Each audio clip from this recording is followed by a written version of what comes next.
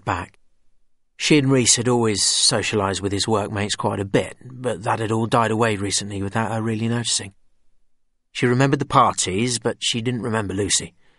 "Sorry," she said, "I was probably drunk at the time."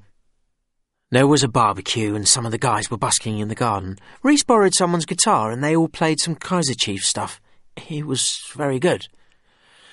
And then Gwen remembered. It had been a hot Saturday afternoon and she'd been wearing a long cotton dress and a straw hat just to keep cool. Rhys had been wearing black jeans and a green t-shirt. She hadn't even realised he played bass until he picked up one belonging to the man who was throwing the party and just started playing along with the other guys. And, yes, she did remember Lucy. But not the way she was now. "But you were—" she blurted, and caught herself. "I was a bit bigger then," Lucy said, blushing and looking down at the tablecloth. "I've lost quite a lot of weight recently." Two waiters turned up with a trolley of food and there was silence for a moment as they deftly crammed the metal plates of food into every spare inch of space on the table. Gwen noticed that Rhys had ordered a lamb dish that was heavy with cream, and he'd replaced his empty bottle of Cobra with a full one while she hadn't been looking. "I'm sorry," Gwen said when the waiters had retreated. "I didn't mean to—" "That's all right," Lucy said.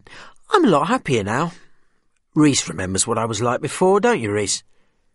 His gaze flickered from Lucy to Gwen and back, reflecting his dim awareness that he'd blundered into a conversational minefield.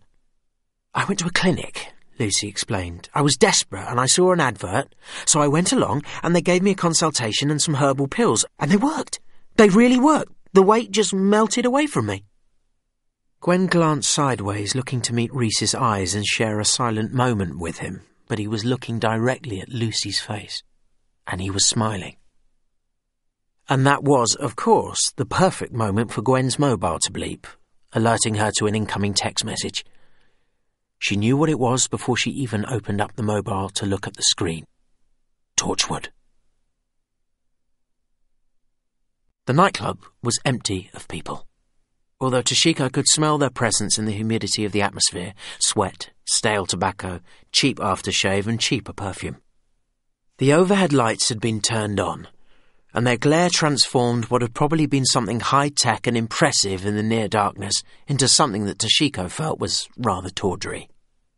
The central area was reserved as a dance floor. It was scuffed by too many pairs of feet and stained by years of spilt drinks. Tables were scattered around various platforms on different levels, separated from one another by chrome rails and steps. "Nice place,"